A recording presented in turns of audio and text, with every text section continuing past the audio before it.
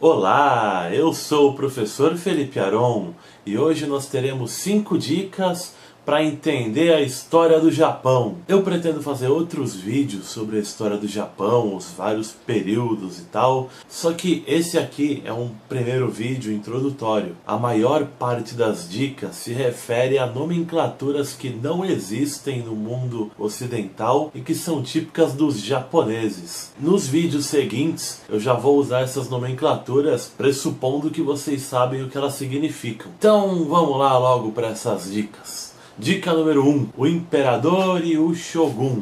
Os imperadores existiram no Japão ininterruptamente aí há 2600 anos. Em alguns momentos eles tiveram mais poder, só que em vários outros o poder de fato foi exercido por um Shogun. Professor Felipe Aron, o Shogun é tipo um primeiro-ministro? Não. Então o Shogun é tipo um general, já sei. Não. Então ele é um rei? Não. Um príncipe? Não. Já sei, é um presidente. Não.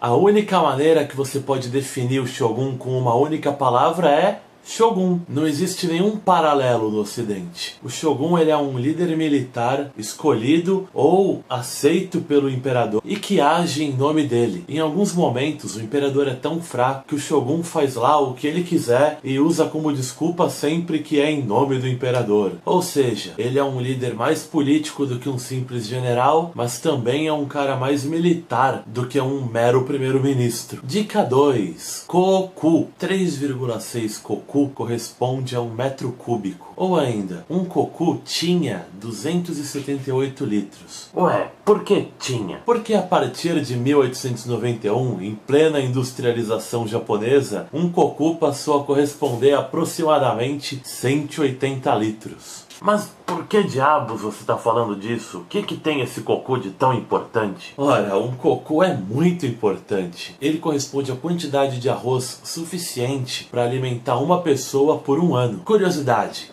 Ele também corresponde a 150 quilos de arroz. O koku era utilizado como medida para definir o tamanho dos feudos no Japão. Um pequeno feudo poderia ter em média uns 5 a 10 mil kokus, mas um grande feudo poderia passar de 1 milhão de kokus. Dica 3. Os clãs. Clã é um grupo de pessoas que está ligado por laços de parentesco ou de linhagem. No Japão, os clãs mais fracos se associavam aos clãs mais fortes e lutavam por eles. O título do líder dos clãs mais fortes era Daimyo. Eles era concedido um território em kokus de acordo com a importância desse Daimyo no contexto do Japão. Daimyo é como se fosse um senhor feudal. Dica 4. Samurais e ronins. Do início do século XII até 1867 e 68, quando começa a era Meiji, existiu no Japão um grupo social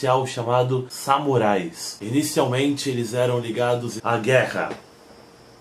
Mas a partir do século XVII, com o período Edo, eles foram sendo adequados aí à burocracia estatal e foram se tornando funcionários do shogunato. No início, houve um tempo em que qualquer camponês podia se tornar um samurai. E se ele não tivesse nenhum senhor para servir e defender, ele se tornava um ronin, isto é, um samurai andarilho. No final do século XVI, um daimyo que temporariamente comandou o Japão, chamado Hideyoshi Toyotomi, proibiu que os camponeses se armassem e se tornassem samurais, separando assim estes grupos sociais. Curiosidade: a própria família de Hideyoshi não tinha tradição de samurai. Então ele próprio não teria conseguido ascender socialmente se a lei tivesse sido criada antes dele. Os membros dos clãs podiam ser samurais e muitos daimyos também eram samurais. Última dica, dica 5. Você deve estar aí se perguntando, mas que negócio é esse de período Edo, era Meiji? As eras eram delimitadas ao longo da história do Japão pelo imperador, sempre que acontecia um fato relevante. Isso durou até 1868, que é o início da era Meiji. A partir daí, a era só mudou quando mudou o imperador.